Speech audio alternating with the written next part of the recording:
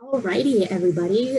Good afternoon. Welcome to the series Mud Talks, a conversation with the Office of Institutional Diversity, OID. My name is Vanessa Chu, Assistant Director in the Office of Alumni and Parent Relations. We thank you for attending today's event, and we hope you and your family are safe and healthy during this time. This talk is being recorded and will be distributed along with presentation materials after the event.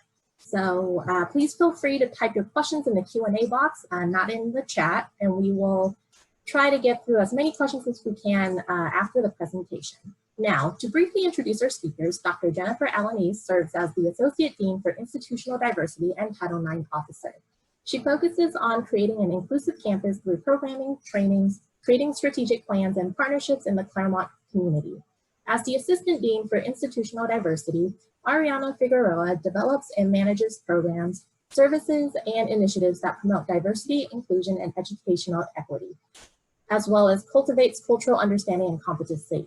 Today, they will discuss the mission and vision of OID, as well as upcoming programming that is designed to engage the campus community while positively impacting the campus climate.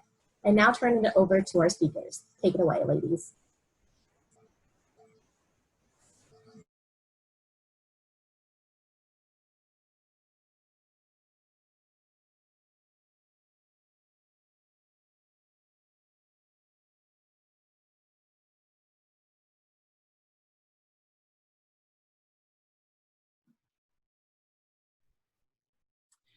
Good afternoon. Thank you for allowing us this time to be here with you today.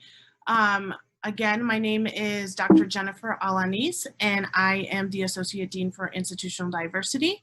And along with my colleague, this is Dean Arianna. I'll let her introduce herself. Hi, everyone. Thanks so much for joining in tonight. My name is Arianna Figueroa, Assistant Dean for Institutional Diversity, joining you in the virtual Skype cube. We want to give a little bit more of our background for you so you can get a little bit of a sense of who we are. My name is Jennifer Alanis, and I am actually originally from Chicago, Illinois. I have been at Harvey Mudd for about 16 months. Prior to coming to Harvey Mudd, I was at Colorado State University Pueblo, where I served as their Chief Diversity Officer, and I started my career in student affairs at the University of Illinois in Urbana-Champaign. I received my doctorate from Benedictine University in Lisle, Illinois, where I focused my dissertation on the supports offered to undocumented students to be able to finish their education. And prior to that, I actually worked for Radio Disney for a little while. So your students are probably about of the age of what they knew of Radio Disney. And so I'll let Dean Arianna choose what she'd like to discuss about herself. Awesome, thank you. So again, Arianna, and I received my undergraduate degree as well as my master's degree from Lewis and Clark College in Portland, Oregon. I'm a native to Southern California, but I also lived in the Bay Area for a little bit. And then for the 6 years that I was in undergrad and grad school, I was living in the greater Portland community. So was super excited to come back to Claremont, California in particular, because I actually went to high school right up the street from Mudd at Claremont High. So it's great to be back in the community and working in a capacity that serves some of our members here. I have 2 doggos that I love. This summer, I've been enjoying cooking and baking with my partner and watching this new little mama bird who just gave birth to some cute little birdies right outside of our apartment. So that's been bringing us a lot of joy. That's a little bit about me. So we're going to get into a little bit about the OID mission and vision. Our mission and vision and learning outcomes were just updated this past summer. And so the Office of Institutional Diversity develops, promotes, and supports a welcoming environment for underrepresented students, faculty, and staff in STEM by providing transformative and educational learning experiences. We provide ways for students to become more aware, and they will engage in identity development and examine the impacts of their power and privilege on their self and society. We try to build allyship by offering students ways to learn strategies to intervene and disrupt incidents of bias as a commitment to fostering an inclusive community. We provide actionable steps for students to discuss and analyze topics of equity and inclusion as it relates to their work in order to determine ways they can contribute to a more just society. And finally, we build competency skills for our students through cross-cultural competence, programming, trainings, and awareness.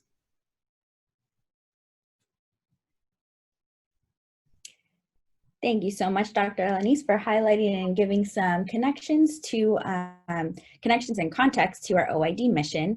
So I'll now move our conversation to focus on community development.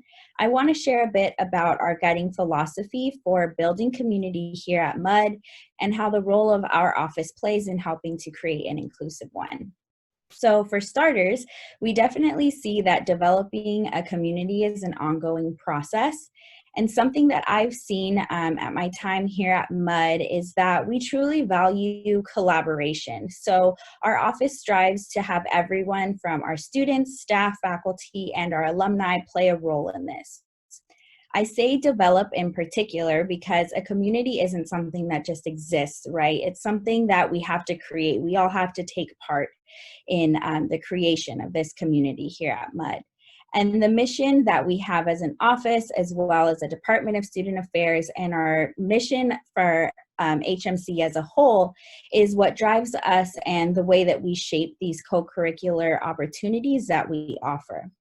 We want to hold space for folks to join into conversations and learn about topics such as identity, leadership development, as well as social justice as a framework and as a call to action. These programs and services that we offer are not just for our students, but also for our staff, faculty, and alumni. And it's through these different conversations that we learn about the individual as well as the collective experiences and the needs. So that way we can contribute to enhance, or we can continue, to enhance the programs and services that we offer.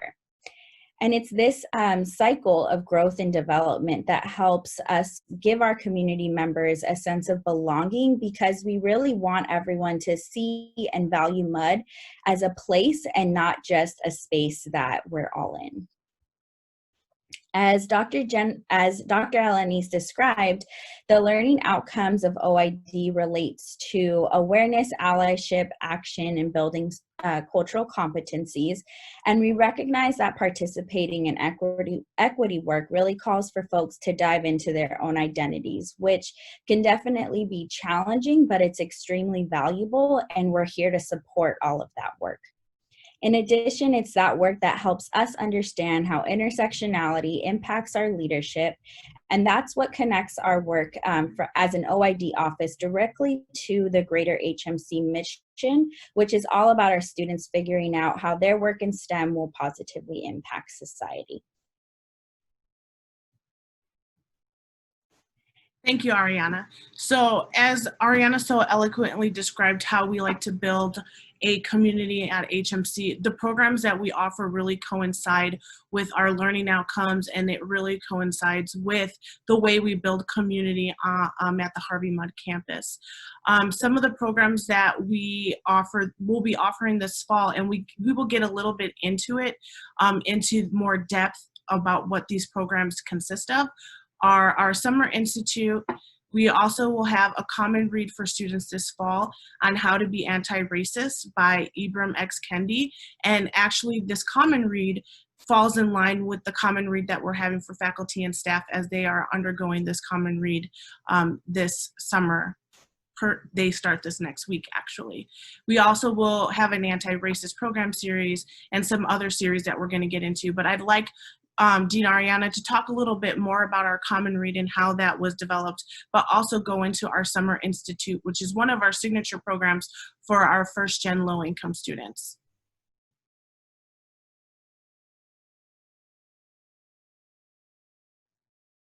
All right. Sorry, just had to unmute myself. So for our SI program, similar to the academics, we will be following a hybrid model for this academic year. Our SI scholars, which are our incoming first-year students who are participating in SI, will engage with their mentors and their SI peers virtually beginning this summer. Our mentors are all students who have participated in SI this past year for the 2019-2020 academic year. So that's really exciting to have them back and mentor our new incoming cohort of SI scholars. The SI scholars will virtually participate in a variety of sessions related to identity, leadership, wellness, and social justice.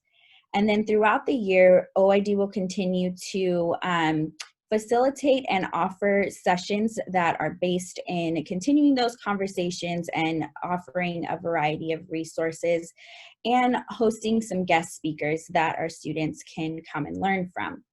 In addition to that, throughout the year, they continue to have their group meetings with their mentors, and we will continue to facilitate meetings as a SI cohort as a whole.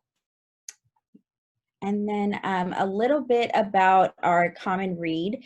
So this is going to be a kickoff to our new workshop series for anti-racist programming series that Dean Jennifer will talk about in a little bit. But this is going to, as she mentioned, follow the same common read program that our staff and faculty will engage with. This particular program that OID is going to offer is going to support our students' journey in anti-racist work. And so thinking about what it looks like for them to become anti-racist. And so this series we will offer starting off with the work by Kendi. The students will have opportunity to follow along a guided paced section by section reading of that work, and OID will offer different reflections that they can engage with and different meetings as a cohort. So that's a little bit about that program.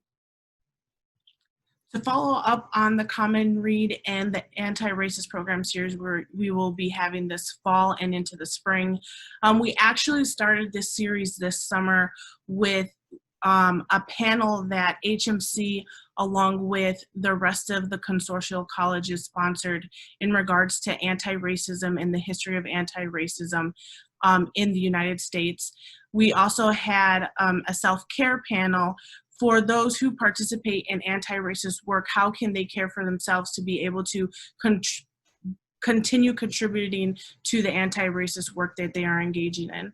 In August, we will have a program during our new student orientation in regards to what anti-racist work is, and give our students a foundational level of not only terms, but what it means to engage in anti-racism work. In September, we will follow up with a program tentatively featuring Dr. Frank Harris in regards to anti-racism and anti-Blackness. In October, we will have a series with program with Dr. Martin Manalansan. And then in November, we will follow up our self-care part 2 workshop, which we started 2 weeks ago. This series will also continue into the spring, and those sessions are still being worked out through the Office of Institutional Diversity. We will also have, in partnership with the Office of Community Engagement, a series on how to navigate policy and how to be informed on policy. We are getting to an election year, and we want our students to understand what it means when they're voting for certain policies or voting in certain elected officials, and how policy forms not only at, a community level, a state level, but also a federal level. So we'll have a speaker series in regards to navigating policy, how to be informed in policy, and how to write policy.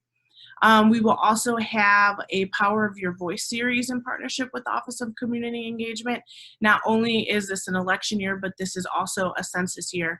And because the census prolonged their census taking till October 31st, we want our students to understand what the power of their voice means, not only through the census, not only through policy work, but also through anti-racist work, and also just as a student and how to use their voice.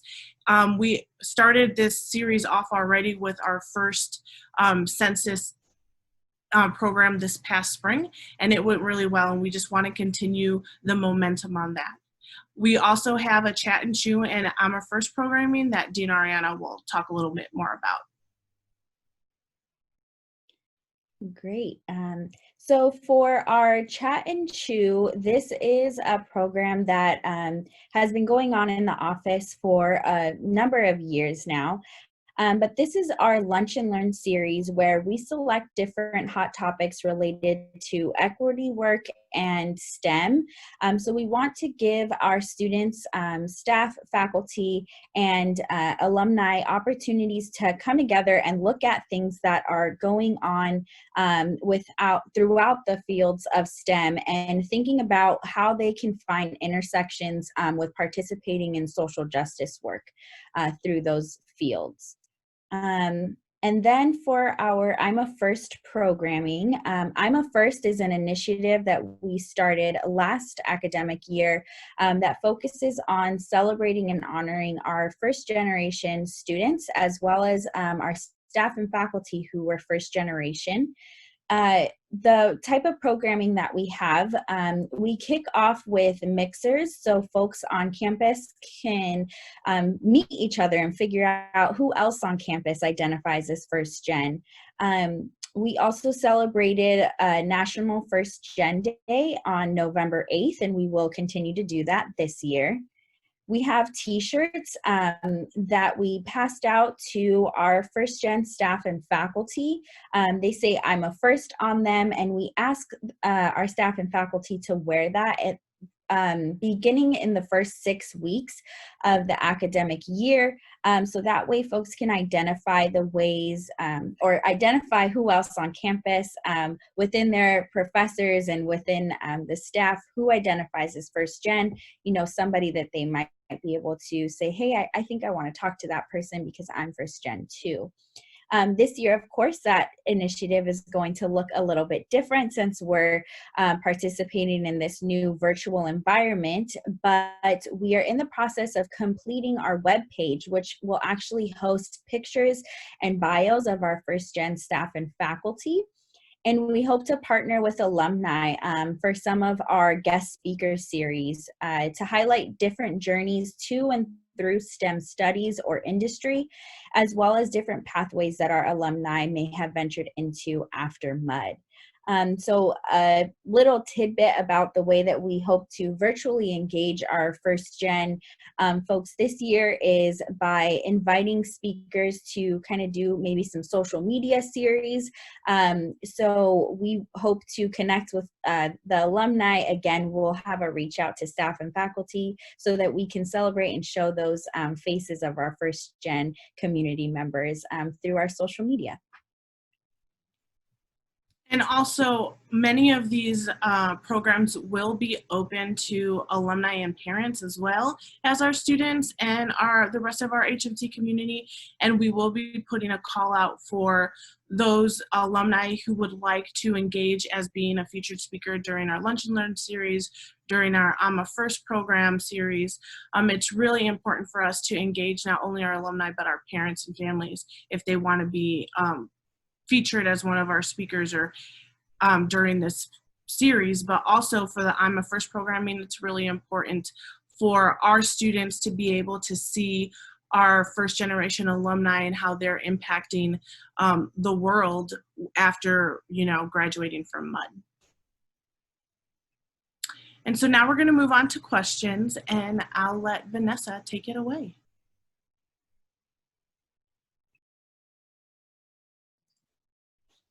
All right, thank you, ladies. So this is a follow-up question. Who can participate in SI?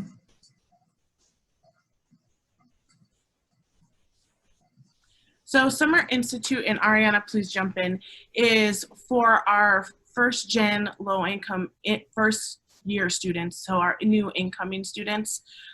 They are invited through some different demographics that we pull through admissions, and admissions usually sends out the invite and they can decide to participate or not. And so although we send out the email, we let students self-select if they want to participate in our program or not.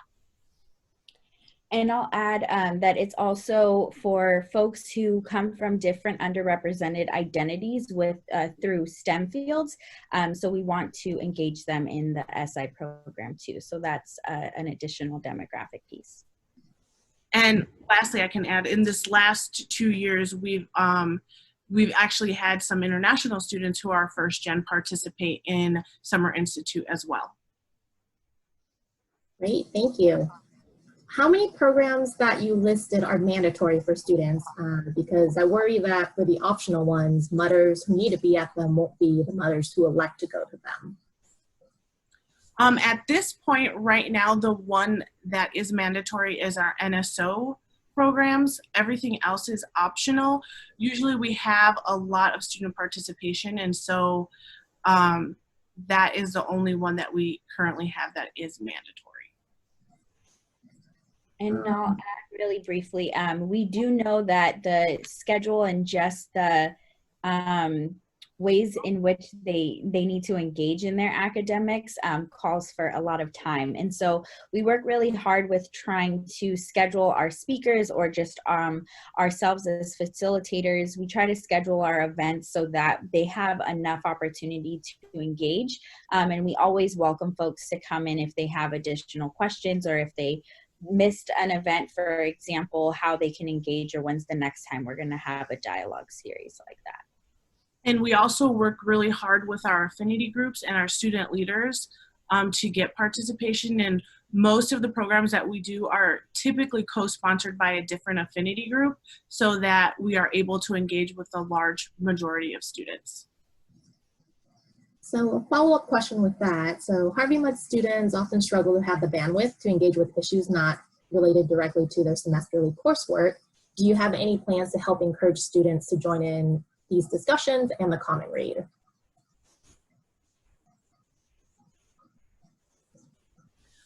Yes, one of the ways that we're hoping to engage with students and increase their bandwidth and participation is by engaging our faculty and staff. I think it's important for if we want our students to participate, that they see faculty and staff participating. And so that is why we partnered with our associate dean on our academic side to engage with faculty and staff and ensure that we are having faculty and staff also participate in the common read. We are hoping to engage faculty and staff as facilitators for the small groups for our students. And so that's one of the ways we're increasing our bandwidth. And we are not the only institution in the consortium that's doing a common read. From what I have seen, all the 5 undergrads are doing a common read in some form or another. Has Harvey Mudd considered the idea of working with Posse Foundation, Posse Scholars to create a core group of students from disadvantaged backgrounds that have other characteristics that indicate leadership skills? Accepting a group of people with a larger support system has been highly successful in other liberal arts schools. In past institutions that I've been a part of, we have had Posse Scholars. And so right now we are looking into different strategic partnerships, and Posse is one we have been researching, and we're hoping to set up a meeting this fall to learn what their partnerships look like and how they have worked in other small liberal arts colleges so that we can see if this is an option for our students. And not only like programs, but we also have to see that we have an engaged group of students who want to participate. And so once we have this meeting and we get all the context, we'll present it to our students. And one of the students groups that I have in mind that would want to participate in something like this would be Project Decode, who is our first gen student group on campus. And so once we get all the context, we'll present it to our student leaders and go from there. Great, thank you. Are there any resources you would recommend for alumni to read or review to be better allies to our students? You know, Arianna, want to go first? Sure. I would say, especially right now, there's a lot of different reading lists that are going around. Some of those we have copied and highlighted them on our social media. So you can look at our Instagram, for example, and find some different lists of common reads. We'll continue to put out resources, whether it be a video, a book, or some articles. We'll post that so that way folks can find a way to engage, and we can maybe work with Vanessa, for example, to figure out what other ways we can roll out resources. And I think another way to be allies to our students is by participating in programs such as this, by identifying different groups you'd like to work with, whether you're a parent, a family, or an alum, because being able to engage strategically with these groups will enable them to see you as an ally. And so we can also provide, if you participate in our programs, or if you want to be a featured speaker, if you're an alum, that'll be a way to be an ally to our students, because if they see you engage with them, they're going to want to engage back. Great, thank you. So just as a follow-up, what is your Instagram handle for the office? It's HMC_OID. Thank you. So our next question, since we're talking about social media, how have you evolved your programmatic approach given Black Lives Matter movement sweeping social media? And how are you building a more bottom-up content approach versus traditional effort? I can start us off. I particularly am not super savvy in social media, so Dean Arianna has been teaching me the ways. But we have been doing social media takeovers. We've been asking students to do social media takeovers on our Instagram, on our Facebook. We have also been engaged in making sure that we're using all platforms, whether that be Facebook, Twitter, and YouTube. We've been putting our recorded programs on YouTube as well. Dean Arianna, do you want to say anything else on how we're engaging in social media? Yeah, in particular with the Black Lives Matter movement, I think with it being so prevalent of a conversation on social media, it's giving language and context to our students and to the rest of our nation, or just as our world as a whole, with conversations that are pretty familiar in spaces of higher education. So one, I think it's continuing to introduce our students in particular to those different narratives, to the different organizations and the different work that's out there being done. And then we are continuing to find ways to partner with our student groups on campus, as well as we've mentioned, our staff and faculty, on how we are going to respond, engage, and bring those conversations to campus and the work that we're doing through OID. Great. Lastly, sorry, can I just say one more thing? We're also engaging with our consortial resources via our social media platforms into a lot of these movements, especially the Black Lives Matter movement. The statement that OID and the Division of Student Affairs released, we put it on all of our social media platforms, whether that just be not just OID, but all of them. We also participated in the Blackout Tuesday. And so there's a lot of different ways that we're engaging and hoping to meet our students' needs and meet our students where they're at, to not only educate them, but give them the tools to be engaged in these type of environments. Great, thank you. So should we purchase the Common Read book prior to our students coming to campus? Is it meant to be read together in modules, or should students read it in the summer and be prepared to discuss? We're working on having that read be available and accessible to our students through our library, or through like our main Huddled Mud library that students have access to, as well as copies in our OID office. Since we are participating mostly in like these virtual environments, that's where we're trying to get the ebook version of this first read that we've selected. And for our students, yes, it is meant to be read in modules. And so they'll get an email to kind of introduce them to the program, to the read, how to access it, and the ways they can sign up to be part of the program so they can follow those modules, reflections, and meeting groups. And faculty and staff are doing that now so that they can be prepared for when the students come back to campus. Great. So great point, because this next question is a follow-up with that. So what has the interest among the faculty and staff been like for the Common Read and anti-racism talks? Faculty and staff are often as burdened as students, so might struggle to sustain conversations as much as students might. Our faculty and staff interest has been very great.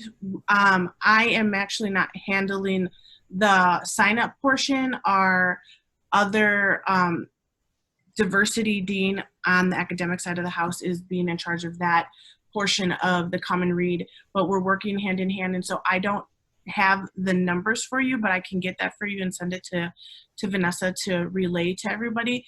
But the interest has been really high. We have a lot of people who are serving as either facilitators or co-facilitators of the Common Read.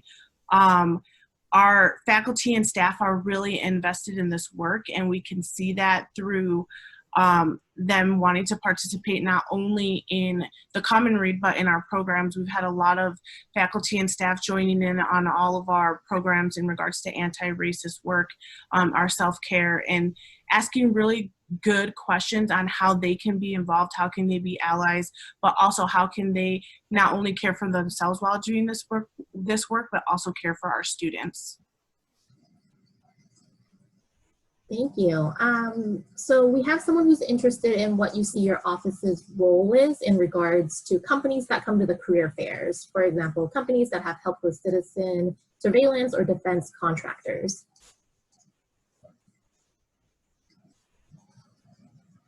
Can you repeat that question? I'm so sorry. Sure. How do you see what is your office's role is in regards to companies that come to career fairs? For example, companies that have helped with citizen surveillance or defense contractors.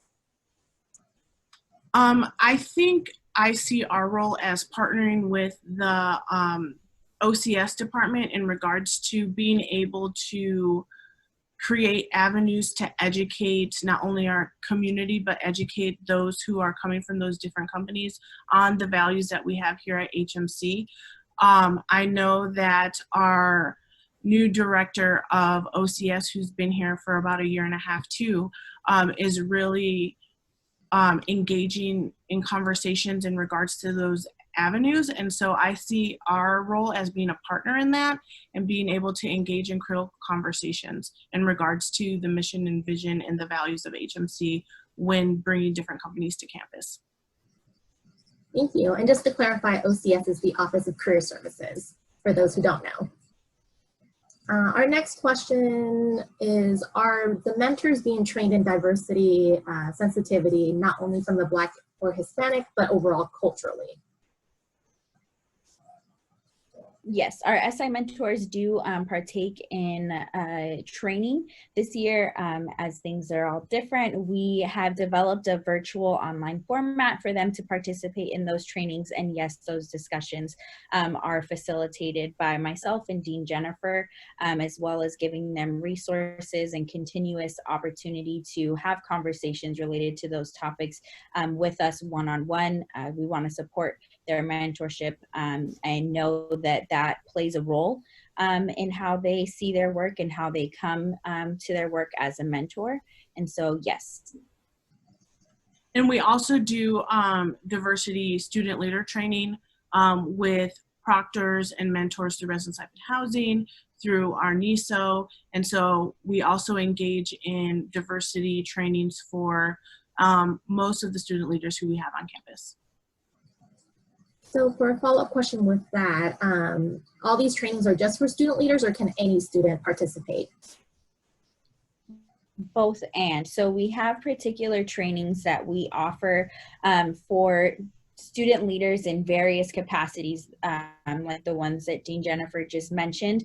But additionally, we partner with, for example, our Impact Leadership Program. We also host different trainings that are just open to all of our students as different events that our office does throughout the year. So we have both structured leadership training for those students who have a particular leadership role within an organization or within a particular department. And then additionally, we offer a training just for our entire community campus. And we also have student leaders from HMC who work with the different consortial resources such as Chicano Latino Student Affairs, the Office of Black Student Affairs, the ARC, our ad board. And so they are also all trained through those areas for their student leader roles within the consortium. Great, thank you. And real quick, I'll just add, ARC and Ad Board is the Asian American Resource Center and Advisory Board, which is I think Arianna froze. Consortial resource, but they do partner with us to offer programs for our students as well. And the Ad Board, oh, sorry, I got a message about the internet connection. Just wanted to make sure I was still on. And then Ad Board is an advisory committee that is led by a staff member and then connects and works with the 7 Cs. Great, thank you. One of our last questions that we have right now, are these programs designed to be socially remedial?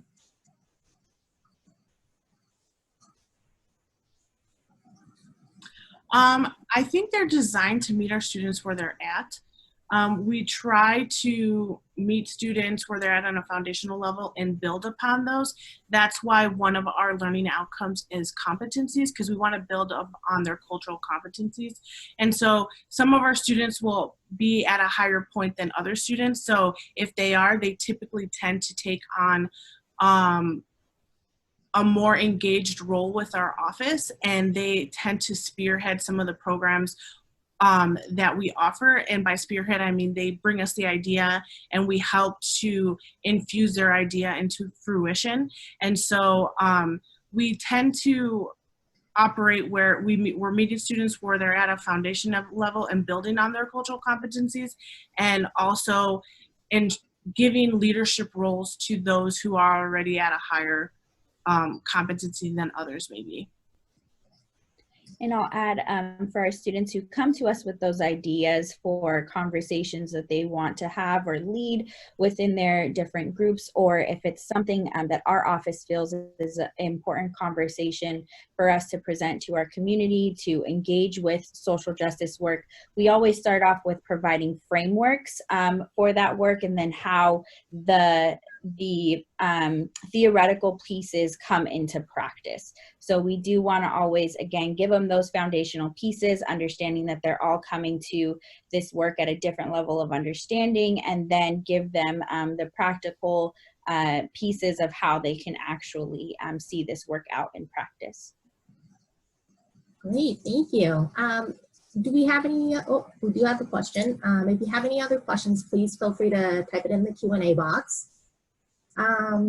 What paid positions do you have for students who may be leaders in the community or having to educate their peers?